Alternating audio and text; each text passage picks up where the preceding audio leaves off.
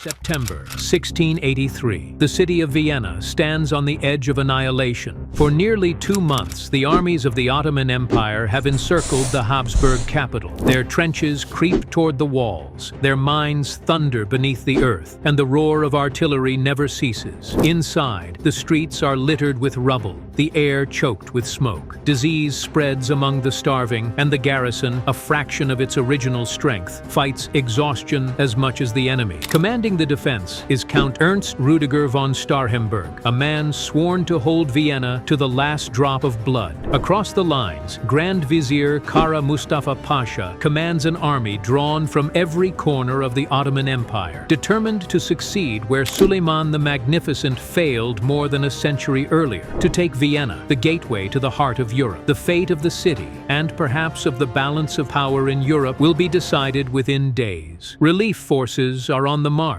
but every hour brings the Ottomans closer to breaching the final defenses. As dawn breaks over the Vienna woods, one of history's great turning points is about to unfold. This is Erahive, where history speaks, and today we tell the story of the Battle of Vienna, shadows over Europe. To understand the siege of 1683, we must first step back from Vienna's crumbling walls and look at the wider world. For much of the 17th century, the Ottoman Empire remained one of the most formidable powers on earth. Its reach spanned from the deserts of Arabia to the plains of Hungary, its armies seasoned by centuries of war. Yet for all its victories, one city had eluded its grasp: Vienna. In 1529, Suleiman the Magnificent had marched on the Habsburg capital with the might of his empire. His forces came close enough for the defenders to see the standards of the Sultan fluttering outside their gates. But an early winter, heavy losses, and fierce resistance forced the Ottomans to withdraw. For over a century, that failure lingered as a wound to be avenged. By the 1680s, the political map of Europe seemed to offer that chance. The Habsburg monarchy, ruler of Austria and much of Central Europe, was distracted by tensions with France to the west. Its armies along the eastern frontier were thinly spread, its fortresses in disrepair. Religious tensions still simmered in Hungary, where Protestant communities resented the Catholic Habsburgs and sometimes viewed Ottoman rule as the lesser of two evils. In Constantinople, Sultan Mehmed IV authorized a cautious frontier war, but his Grand Vizier, Kara Mustafa Pasha, saw an opportunity to go much further. To him, Vienna was more than a military target. It was a prize that would secure control of the Danube trade routes, strengthen Ottoman positions in Hungary and the Balkans, and above all, fulfill the dream of planting the crescent standard in the heart of Europe. Against the Sultan's limited orders, Kara Mustafa prepared for a campaign of far greater ambition: the Sultan's ambition. In the Ottoman capital, the plan to strike at Vienna took shape more than a year before the first cannon was fired. Sultan Mehmed IV, known for his love of hunting and his devotion to faith, was cautious by temperament. His instructions to his Grand Vizier were measured: to seize key frontier fortresses, pressure the Habsburgs, and perhaps force a favorable treaty. But Kara Mustafa Pasha had no interest in half measures. Tall, dignified, and outwardly pious, Kara Mustafa hid behind his composure a fierce ambition and unshakable pride. To him, the conquest of Vienna would elevate his name alongside the great conquerors of Ottoman history. The city was not just a stronghold. In Ottoman imagination, it was the golden apple, a symbol of imperial destiny. The moment seemed perfect. For nearly 2 decades, the Ottomans and the Holy Roman Empire had been at peace. The Habsburg Emperor Leopold I had focused his energies on threats from France, leaving the eastern defenses neglected. Ottoman spies reported that Vienna's medieval stone walls, though imposing, were outdated, their mortarless blocks vulnerable to sustained bombardment. And political unrest in Hungary, fueled by Habsburg's suppression of Protestantism, suggested that a march into Austrian territory might find local allies.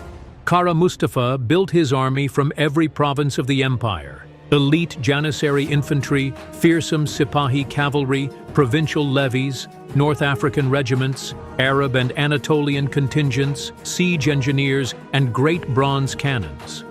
He prepared roads and bridges to carry supplies deep into enemy territory, a lesson learned from Suleiman's failed siege in 1529.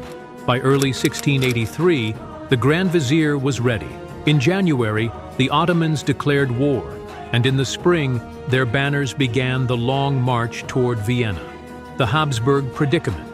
While the Ottoman war machine advanced, Vienna's defenders were slow to grasp the scale of the threat. Emperor Leopold I, a devout and scholarly ruler, believed France posed the greater danger.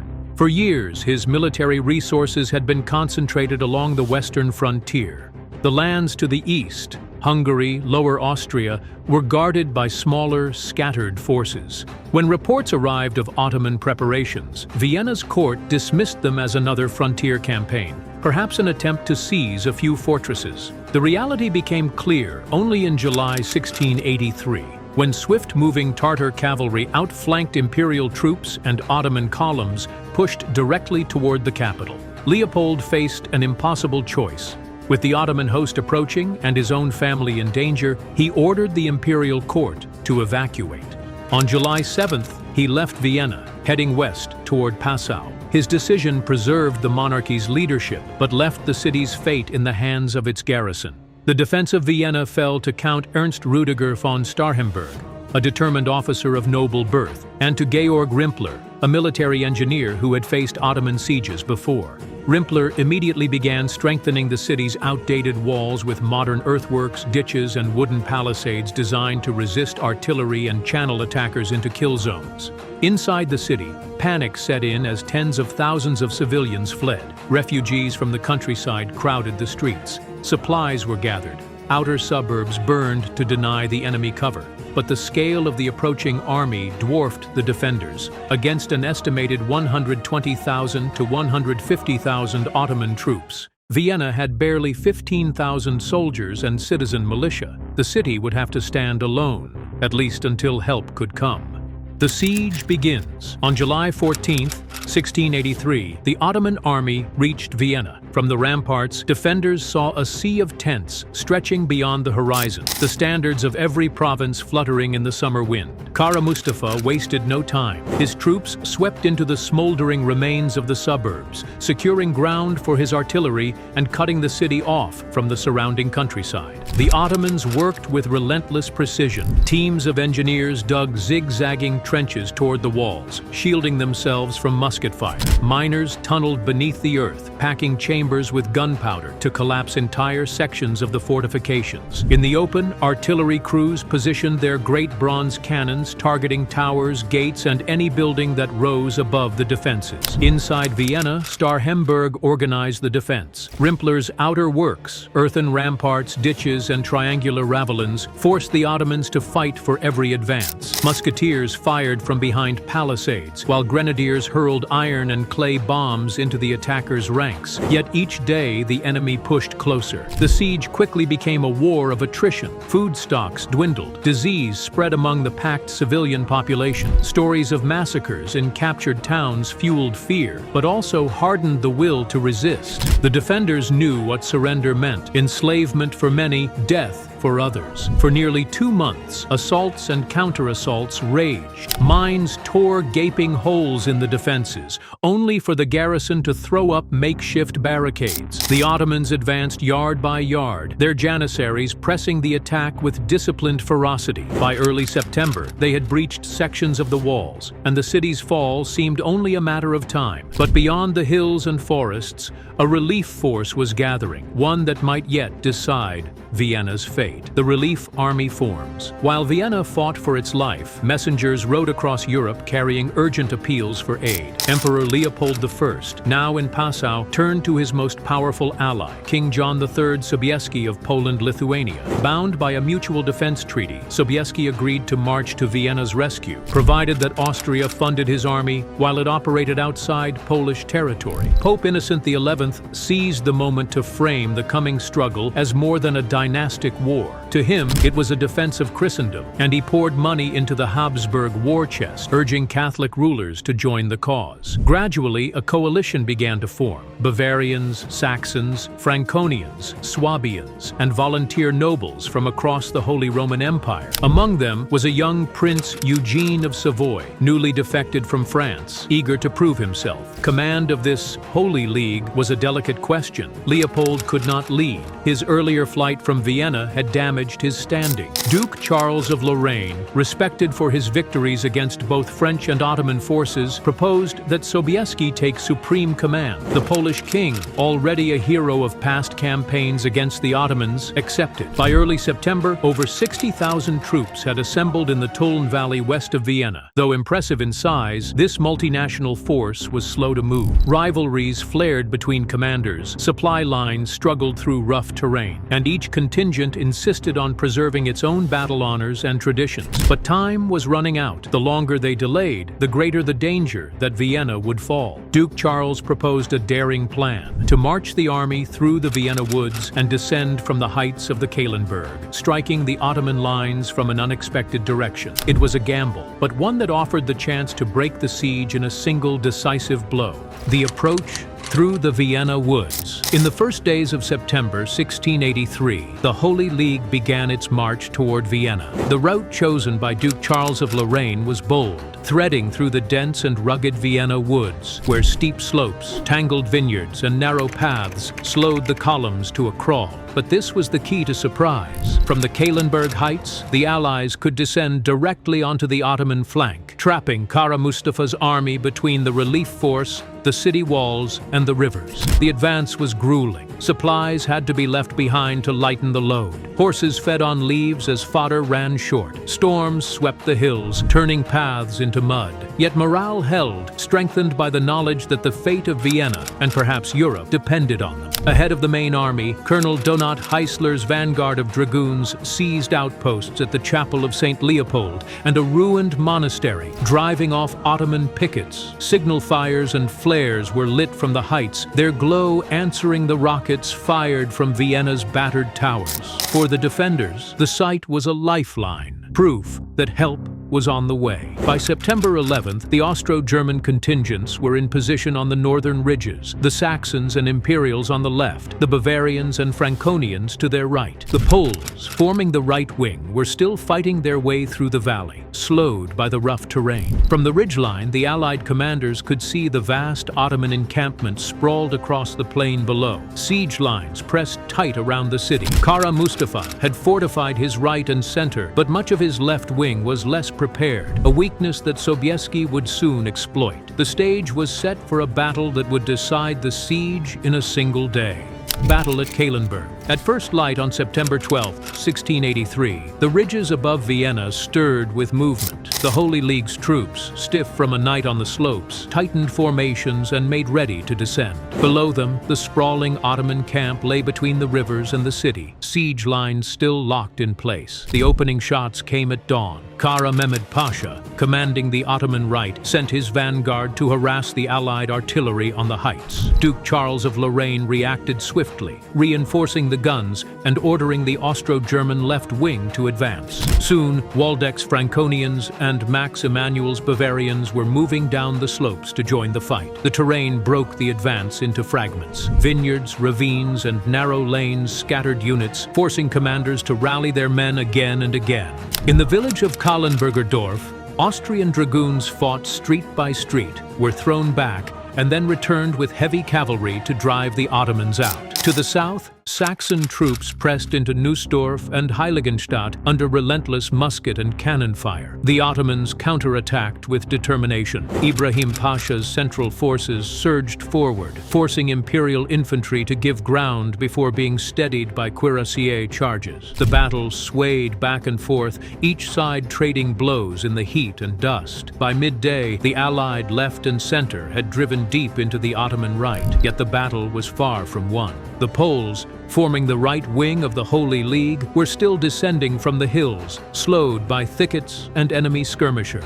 Sobieski knew that when his cavalry reached the plain, the moment for a decisive strike would come. But until then, the Austrians and Germans would have to hold the line alone. The Great Cavalry Charge. By mid-afternoon on September 12th, the Poles had reached the lower slopes. The long descent through the Vienna woods had cost them hours, but now King John III Sobieski could finally deploy his cavalry. Before him stretched the open ground of the Ottoman left wing, the sector commanded by Abaza Sari Hussein Pasha, weakened by earlier fighting and piecemeal reinforcements. Sobieski gathered his his officers. The plan was clear: a massed cavalry strike to shatter the Ottoman flank and roll into the heart of their camp. At the center of this assault stood the most feared cavalry in Europe, the Polish Winged Hussars. Clad in steel breastplates, leopard and tiger skins draped across their shoulders, their tall wooden frames carried wings of eagle feathers that rattled and hissed in the wind. Behind them came panzerny medium cavalry and lighter units, in all some 18,000 horsemen once the Holy League's German and Austrian cavalry joined the formation. At 4 p.m., Sobieski sent forward a small vanguard of hussars to probe the defenses. They broke through 2 enemy lines before being forced back, but their charge revealed just how brittle the Ottoman position had become. Sobieski gave the signal. The massed cavalry began its advance, walking, then trotting, then breaking into a full gallop as the ground opened before them. Ottoman artillery roared, cannonballs ripping through the ranks, but the momentum did not falter. The sound was like a storm, hooves pounding,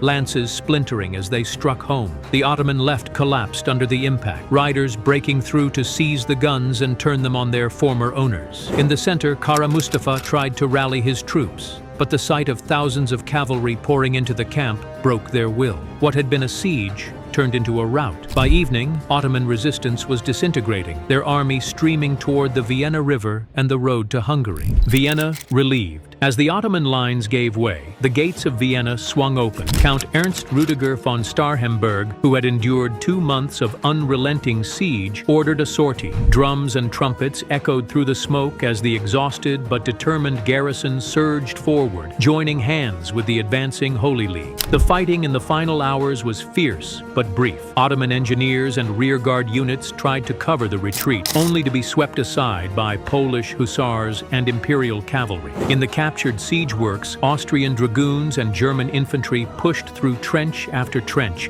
reclaiming ground inch by inch. By nightfall, the once menacing siege lines had fallen silent. The toll was heavy. The Ottomans left behind thousands of dead, perhaps 15,000 in all, along with their artillery, siege equipment, and vast stores of supplies. The Holy League suffered far fewer losses, though the cost had been measured in exhaustion, wounds, and the near destruction of Vienna itself. Within the city, relief mingled with vengeance. Captives were freed from Ottoman camps, while acts of reprisal against enemy wounded and stragglers stained the victory with blood. In the Ottoman camp, treasures beyond imagination lay abandoned: silks, gold, jewels, and the victors wasted no time in claiming the spoils. The next day, King John III Sobieski rode into Vienna in triumph, hailed as the savior of the city. Yet his reception from Emperor Leopold I was cool, shadowed by protocol disputes and political jealousy. The victory had been a joint effort, but the aftermath would be shaped by rivalry as much as gratitude.